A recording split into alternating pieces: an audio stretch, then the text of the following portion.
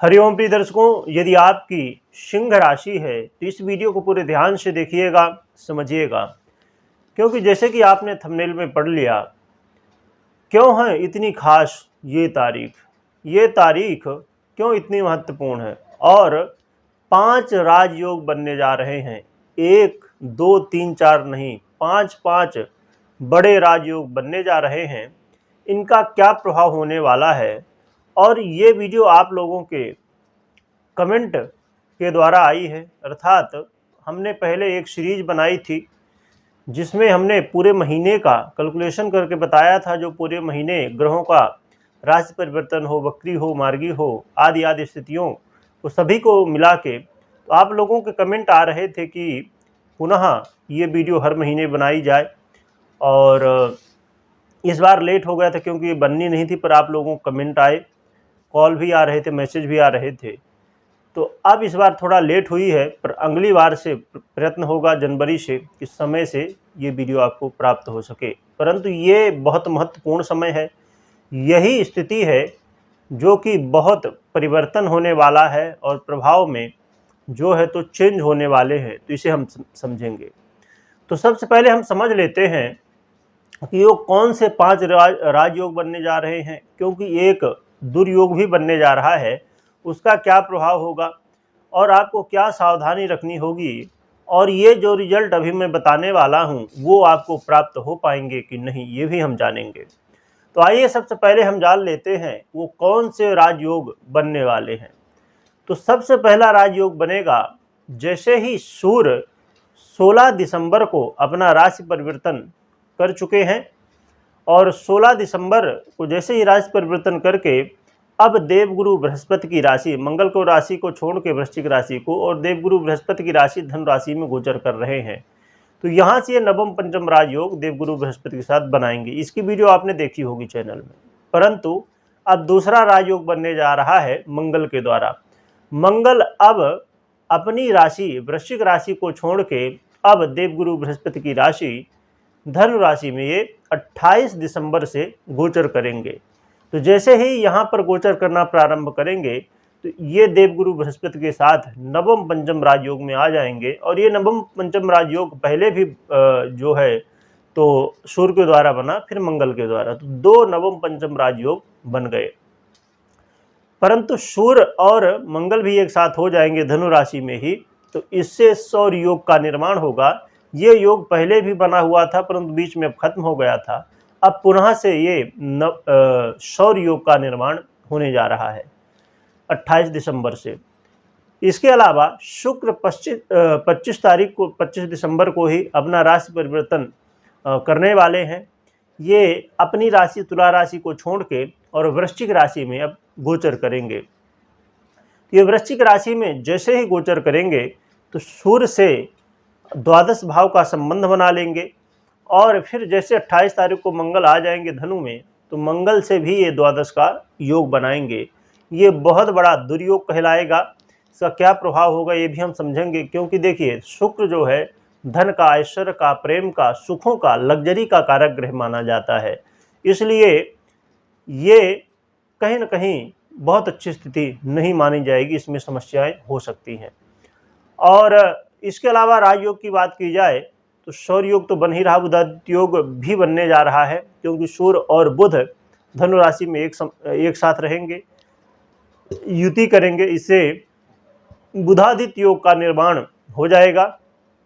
इसके अलावा बुध और शुक्र युति करेंगे, क्योंकि 28 तारीख से बुध भी वृश्चिक राशि में गोचर करना प्रारंभ कर देंगे, और शुक्र 25 तारीख से ही गोचर करेंगे।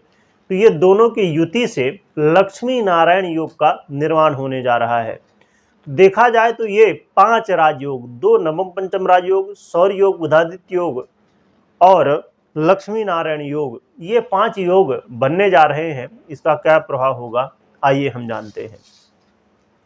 तो देखा जाए तो आपके जीवन में यदि धन को लेकर समस्या थी, पैसा आ नहीं रहा था, आप बहुत प्रयत्न कर रहे थे, बहुत मेहनत कर रहे थे, फिर भी पैसे आने के मार्ग नहीं मिल रहे थे, तो अब पैसा आएगा। कहा जाए तो धन के मार्ग अब खुलने वाले हैं आपके लिए। नवग्रह आपके लिए धन के मार्ग खोलने वाले हैं। और छोटी छोटी बीमारियों से यदि आप बहुत ज़्यादा परेशान थे, बीमारियों से ग्रस्त थे, तो अब बीमारियों में आपको राहत मिलती हुई दिखाई देगी, आरोग्यता प्राप्ति होती हुई दिखाई देगी। और इसका मतलब ये नहीं कि जिसी दिन परिवर्तन हुआ ग्रहों का उसी दिन धीरे धीरे आपको इसका प्रभाव दिखेगा, पहले से बेहतर स्थिति स्वास्थ्य में आपको देखने को मिलेगी। और यदि आप बहुत ज़्यादा किसी बात को लेकर चिंतित थे, भयभीत थे, तो अब इससे छुटकारा मिलेगा। मन से डर जो किसी भी विषय को लेके था वो दूर होने वाला है। साथ में देखा जाए तो छोटी छोटी कामनाएं, छोटी छोटी इच्छाएं या बड़ी इच्छाएं, जो भी आपकी इच्छाएं थी, आपके ड्रीम थे, अब वो पूरे होने वाले हैं।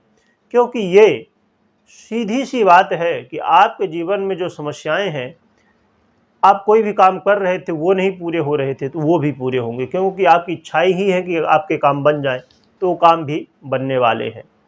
यदि बड़े भाई का सहयोग नहीं मिल रहा था और यदि बॉस का भी सहयोग नहीं मिल रहा था, तो बॉस का भी सहयोग मिलेगा और बड़ों का सहयोग मिलेगा, क्षमा करिएगा। तो इससे जो है आपके जीवन में बहुत अच्छी स्थिति देखी जाए तो धन को लेके बनने वाली है।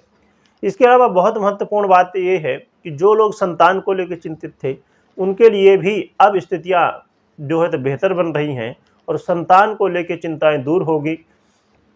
और एक बहुत महत्वपूर्ण बात यह है इन्वेस्टर के लिए, जो इन्वेस्ट करते हैं, चाहे वो शेयर मार्केट में हो या चाहे प्रॉपर्टी में हो या अन्य जहां भी आप निवेश करते हैं, और ख़ासकर प्रॉपर्टी में यदि आप निवेश करते हैं, या आप बिल्डर हैं या आप ब्रोकर हैं, अर्थात घर खरीदने का या ज़मीन खरीदने बेचने का काम करवाते हैं, तो यदि आप ब्रोकर हैं या बिल्डर हैं तो आपके लिए ये समय बहुत बढ़िया है और इस समय आपको लाभ मिलेंगे। अभी तक यदि आपका काम नहीं चल पा रहा था तो अब काम में तेज़ी दिखाई देगी। और इन्वेस्टर के लिए भी अब सही समय आएगा, आप सही निर्णय लेके और सही जगह इन्वेस्ट कर सकेंगे। क्योंकि आपने राहु की वीडियो पहले देखी होगी कि राहु अब इन्वेस्ट करवाना चाहता है और इन्वेस्ट कर देंगे तो लाभदायक होगा। परंतु वीडियो को पूरा देखिएगा तभी आप, क्योंकि देखिए इन्वेस्ट करना एक बहुत बड़ा निर्णय होता है। इसके लिए जो है तो आपको अपनी ग्रह स्थितियों को ज़रूर देखना चाहिए कि ग्रह स्थितियाँ आपकी जन्म कुंडली में कैसी हैं, वो अनुकूल हैं कि नहीं है, ये भी देखना चाहिए। आइए आगे बात कर लेते, फिर हम लास्ट में विस्तार से बात करेंगे। इसके अलावा देखा जाए तो यदि आप एक किसी भी तरह देखा जाए तो आप कोर्ट के मामले में, सरकारी क्षेत्र से जुड़े हुए कामों में उलझे हुए थे, या आप सरकारी क्षेत्र से जुड़े हुए काम खुद करते हैं या जॉब करते हैं या किसी भी तरह आप जुड़े हुए हैं सरकारी क्षेत्र से, तो वहाँ पर आपको सफलताएं मिलेंगी। और कोर्ट कचहरी के मामले में भी काफ़ी ज़्यादा राहत मिलती हुई दिखाई देने वाली है।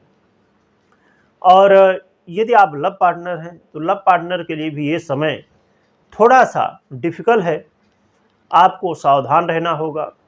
और सावधानी की अब हम जैसे बात कर रहे हैं तो एक तो लव पार्टनर के लिए सावधानी रखना ज़रूरी है। दूसरी बात, जो लोग चाहे इन्वेस्ट आप कर रहे हों चाहे कोई भी काम आप कर रहे हों, तो जल्दबाजी ना करना, क्योंकि शुक्र और बुध द्वादश का संबंध बनाएंगे, तो जल्दबाजी आप ना करें। कोई भी चीज़ें आप परचेस कर रहे हैं, खरीद रहे हैं, और ख़ासकर लग्जरी की चीज़ें, तो वहाँ पर बहुत सावधानी के साथ खरीदें।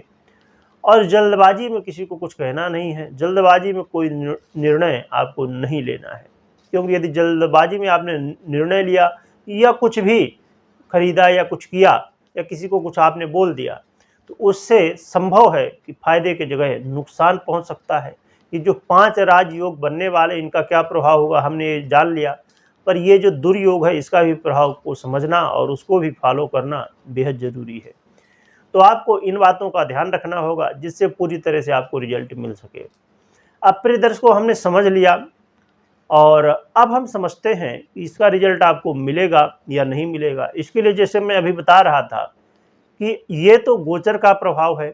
गोचर के प्रभाव से जो राजयोग और दुर्योग बनने जा रहे हैं उनका प्रभाव आपने जाना, परंतु आपकी जन्म कुंडली में जो ग्रह राजयोग बना रहे हैं उनकी क्या स्थिति है, क्या वो मजबूत अवस्था में है शुभ स्थिति में है, कहीं पीड़ित तो नहीं है, वो बलवान स्थिति में है कि नहीं है, अंश बल से मजबूत है कि नहीं है, षट बल से मजबूत है कि नहीं है, किसी अच्छे भाव में बैठे हैं कि नहीं बैठे हैं, ये सब बातों को देखना होगा। महादशाएं आदि जो दशाएं हैं सभी दशाओं को देखना होगा, कैसी स्थिति चल रही है ग्रहों की। और इसके अलावा ये भी देखना होगा कि आपकी लग्नेश की स्थिति क्या है, भाग्येश की स्थिति क्या है। तो यदि ये शुभ स्थिति में है, आपको अच्छे परिणाम देने की स्थिति में है, तो फिर ये परिणाम आपको मिलने वाले हैं। परंतु यदि जो पापक जो ग्रह आपके लिए दुर्योग बनाने जा रहे हैं वो कहीं ना कहीं देखा जाए मजबूत अवस्था में आपके लिए शुभ है, तो फिर वो दुर्योग से जो रिजल्ट मिलने वाला है उसमें कमी आएगी। तो इसलिए अपनी जन्म कुंडली को देखना बेहद जरूरी है, ग्रहों की स्थिति क्या रहने वाली है। या तो आप अपनी जन्म कुंडली का विश्लेषण करवा सकते हैं और जान सकते हैं कि ये रिजल्ट आपको इस समय मिलने वाले हैं कि नहीं मिलने वाले हैं, क्योंकि दोनों की स्थितियों को समझना, क्योंकि 50% गोचर का प्रभाव और 50% जन्म कुंडली का प्रभाव, और उसमें भी महादशाएं, इनका भी प्रभाव हमेशा बना रहता है। तो इसको समझना बेहद ज़रूरी है और इसके बाद ही निर्णय आपको लेना चाहिए। और प्रिय दर्शकों, देखा जाए तो आपके जीवन में यदि समस्याएं हैं किसी भी तरह को, तो इस समय आप भगवान सूर्य को अर्घ्य दें और भगवान नारायण की आराधना करें, और साथ में हनुमान जी की भी आराधना कर सकते हैं, जिससे आपके जीवन में जो समस्याएं हैं उनसे काफ़ी हद तक राहत मिलेगी। तो कमेंट में जय हनुमान लिखना है या जय श्री राम भी लिख सकते हैं, जिससे, क्योंकि राम जी का स्मरण करने से हनुमान जी खुद प्रसन्न हो जाते हैं। तो राम जी का खूब स्मरण करिए मन ही मन। और आप कमेंट कर रहे हैं तो कमेंट के साथ में आपको बोलना है। आप यदि एक बार कमेंट कर रहे हैं तो 150 बार जितना बोल सकते हैं जय श्री राम बोलते रहिए, जिससे भगवान का आशीर्वाद आपको प्राप्त हो सके। और वीडियो को ज़्यादा से ज़्यादा लोगों तक पहुँचाएँ। और ये जो सीरीज़ है हमारी कि पूरे महीने को एक साथ जो भी रिजल्ट होते, क्योंकि आप बहुत सारी वीडियो देखते हैं और कंफ्यूज हो जाते हैं कि अच्छा होगा कि बुरा होगा, क्या होगा, कैसे होगा, तो हमने एक साथ कोशिश की है कि सभी ग्रह स्थितियों को समेट के और बताया जाए आपको। तो ये सीरीज चालू रखना ठीक रहेगा कि नहीं, आपके लिए लाभदायक है कि नहीं, ज़रूर बताइए कमेंट करके। वीडियो देखने के लिए बहुत बहुत धन्यवाद।